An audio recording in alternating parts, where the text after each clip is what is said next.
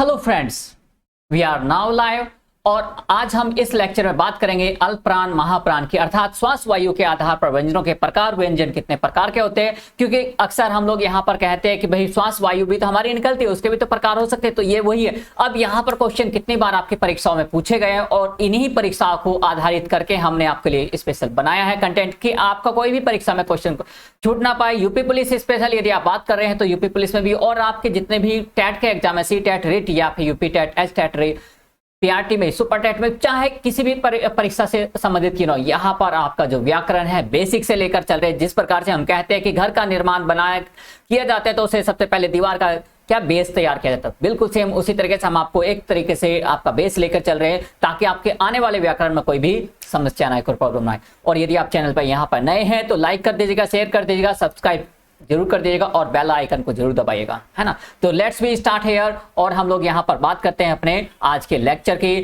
किसकी बात करते हैं यहाँ पर, अल्प प्राण की, श्वास वायु के आधार पर अल्प प्राण की। तो अल्प प्राण की यदि बात की जाती है तो यहाँ पर अल्प प्राण आपके सामने है। अल्प प्राण का अर्थ मतलब होता है जब आपके किसी भी वर्ण की, किसकी, स्पर्श व्यंजन की, स्पर्श व्यंजन के यहाँ पर उच्चारण किया जाता है खास तौर से, तो यहाँ पर या फिर कुछ और दूसरे वर्णों के उच्चारण किया जाता है जिनमें हा रहित क्या होते हैं, हा की ध्वनि नहीं आती, हा का सांस नहीं आता, तो वे अल्प प्राण कहलाते हैं, या सीमित वायु निकलती है आपके बोलते समय, उच्चारण करते समय। और अक्सर यदि बात करें यहाँ पर प्रत्येक वर्ग मतलब यहाँ पर स्पर्श व्यंजन, स्पर्श व्यंजन के जो 25 व्यंजन हमारे यहाँ पर का, ठीक है, का, चा, टा, ता, पा, कचट, तप, याद रखना ये आपकी लाइफ का ऐसा है जिसका भी आप जब तक का एग्जाम देंगे, कचट तप, इसे तो आप याद ही रखना है, कचट तप, ये आपका फॉर्मूला है, आपको इसको भूलना नहीं है। आप जो भी मेरे मित्र हैं, जो भी दोस्त हैं यहाँ पर, यदि आपको यहाँ पे वीडियो अच्छा लग रहा है तो आप लाइक करें, शेयर करें, और मेरी आवाज में दम लग रहे हैं, हाँ आज मैंने अच्छे से अपना लंच किया था इसलिए आवाज में दम भी काफी है। तो यहाँ पर हम बात करते पहली और तीसरी ध्वनि की, मतलब आपके स्पर्श व्यंजन के जो पहला है, ठीक है, पहला मतलब का, ठीक है, पहला व्यंजन किसे कहते हैं, यहाँ पर का ध्वनि को कहते हैं हम लोग। यहाँ पर बात करें का, खा, गा, घा और अड़ा। अब यहाँ पर इसमें पहली ध्वनि कौन सी है, पहली का, है ना, और तीसरी ध्वनि है गा और पांचवी ध्वनि है डा। इसी तरीके से प्रत्येक वर्ग के पहले और तीसरे, ठीक है, पहले तीसरे पांचवें वर्ग के, पहले तीसरे पांचवें वर्ग के वर्णों के ध्वनियों को हम लोग क्या करते हैं, उच्चारण के समय अल्प मतलब अल्प मात्रा निकलती है तो इसलिए इनको अल्प प्राण कहते हैं। और इसके अलावा अंतस्थ, यरलव, जो हमारे 4 अंतस्थ होते हैं और एक उच्छिप्त होता है इसमें अड़ा, तो ये भी हमारा क्या होता है, अल्प प्राण में काउंट किया जाता है। आगे यदि बात करते हैं यहाँ पर महाप्राण की बात करते हैं, किसकी बात करते हैं, महाप्राण की बात करते हैं। बिल्कुल आपको स्माइल करते रहना है बच्चों की तरीके से, आपको दिखाई दे रहे होगा ना बच्चे, तो आप भी इसी तरीके से एकदम, क्योंकि हमारा दिल तो बच्चा है जी, है ना।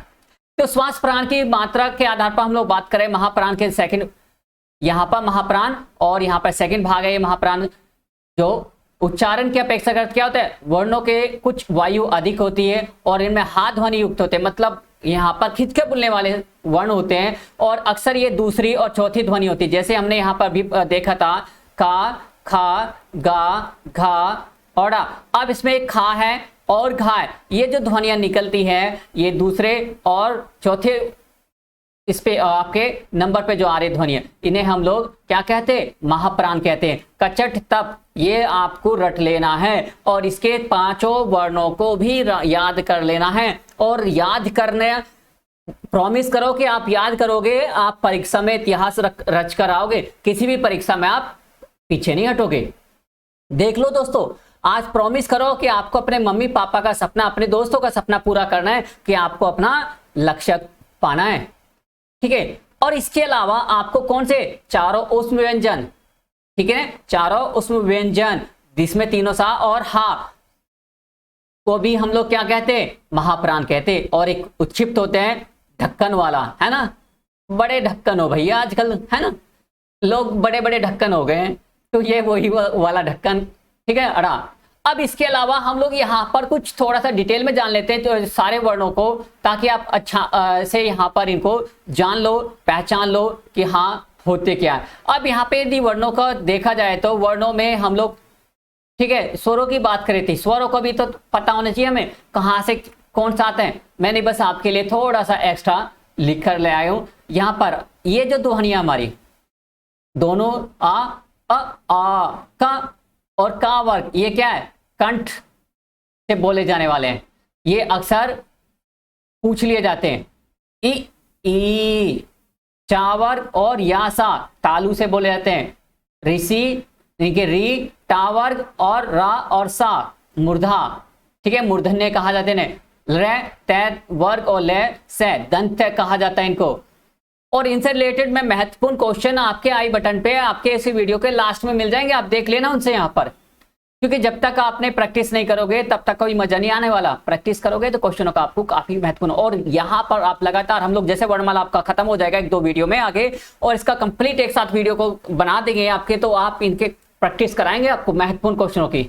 इसी तरीके से यदि बात करें यहाँ पर आड़ा और इया, ये क्या है, इया भूलना नहीं है। इया अना ना और मा नासिकीय होते हैं जितने होते, ठीक है ना।